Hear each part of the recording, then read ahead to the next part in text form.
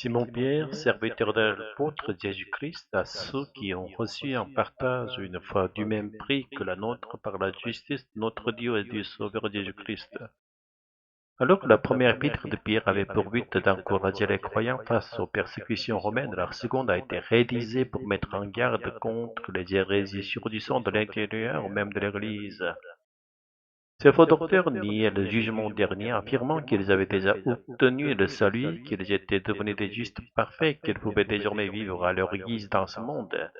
Ils ne comprenaient pas que le salut, bien qu'ayant déjà commencé, n'était pas encore achevé et le considéraient comme entièrement accompli.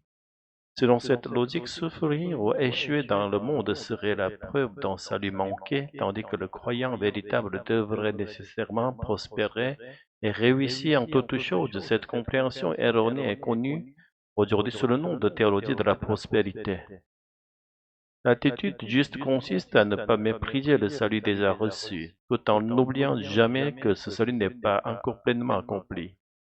Les églises réformées en particulier se montrent très vigilantes à l'égard de cette seconde affirmation, car l'histoire nous enseigne que les églises catholiques médiévales s'en est servir pour tromper et exploiter les fidèles. Cela explique aussi pourquoi l'insistance sur l'inachèvement du salut suscite parfois méfiance et suspicion. Aujourd'hui encore, de nombreuses sectes insistent sur l'idée d'un salut incomplet pour imposer des formes de dévotion abusives. Elles séduisent les croyants en leur faisant croire qu'ils doivent achever leur salut par leur propre engagement afin d'être jugés dignes au dernier jour. Pourtant, si notre salut n'atteint pas son accomplissement, c'est bien de notre fait. Et si ce salut s'accomplit pleinement, cela ne peut être que l'œuvre, le mérite du Saint-Esprit. Celui qui a commencé le salut, c'est Dieu, et c'est encore Dieu qui le mène à son terme. L'alpha et l'oméga du salut, c'est Dieu seul. Celui qui croyait être sauvé mais s'égare, s'éloigne du salut parce qu'il cesse de faire confiance jusqu'au bout à celui qui le lui avait donné. Il est vrai que Dieu nous a accordé la liberté de croire, et c'est précisément cette liberté qui nous rend capables de sortir du salut de nous en détourner. Il en va de même pour ceux qui demeurent dans le salut, et ces derniers font une confession bien différente. Ils reconnaissent que bien qu'ils n'eussent pas s'éloigner par leur libre arbitre, Dieu à chaque moment critique les a saisis de nouveau par son esprit.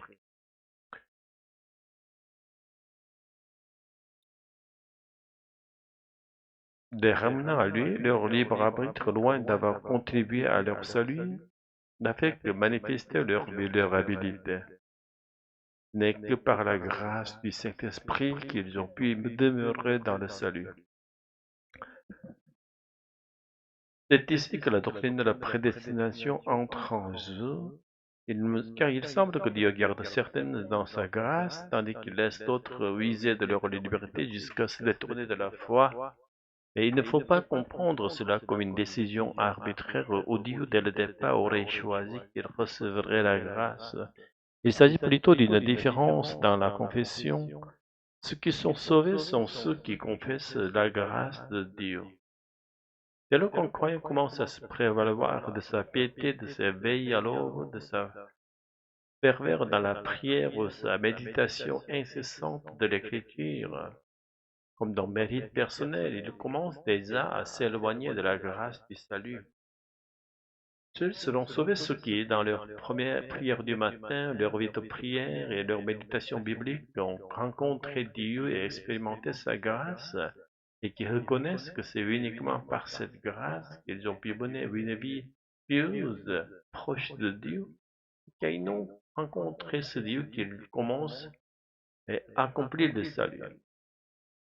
Revenons pour conclure cette méditation de soir au verset du jour.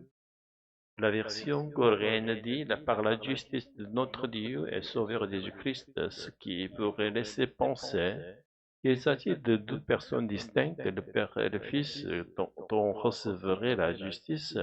Et dans le texte grec, l'article défini unique qui précède les deux titres indique clairement qu'il s'agit d'un seul et même être, Jésus-Christ, notre Dieu et Sauveur. Pierre insiste ici sur le fait que c'est uniquement par la justice de Jésus qui est Dieu il a reçu la dignité d'apôtre et que les destinataires de sa lettre ont été introduits dans le salut. Ce n'est donc ni par nos efforts ni par notre dévotion que nous gardons le salut, mais par la grâce de Dieu, notre Sauveur Jésus-Christ. Dans l'Ancien Testament, Dieu se révèle comme Créateur et Sauveur, mais à travers la loi. Et le peuple croyait à tort qu'il lui revenait par sa propre force d'accomplir que cette loi pour conserver le salut. Aujourd'hui, Dieu nous a donné le Saint-Esprit, source même de la capacité d'obéir à la loi, et il s'est révélé pleinement en Jésus-Christ. Grâce à cela, nous pouvons comprendre et vivre le salut tel que Dieu l'a voulu. Ce qui nous est demandé, ce n'est pas un engagement personnel fondé sur notre propre volonté, mais un abandon confiant à l'Esprit de Dieu. Nous ne devons rien consacrer à un homme et tout remettre au Saint-Esprit. Et lorsque nous nous abandonnons ainsi, ce n'est pas un mérite, mais une grâce abondante que nous recevons.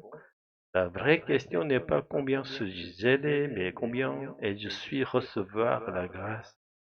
En ce dimanche choix, que la grâce du Saint-Esprit descende sur nous comme une pluie de juin, que chacun de nous soit plongé dans l'amour de Dieu et goûte la joie de la vie éternelle. Au nom de Jésus, Amen.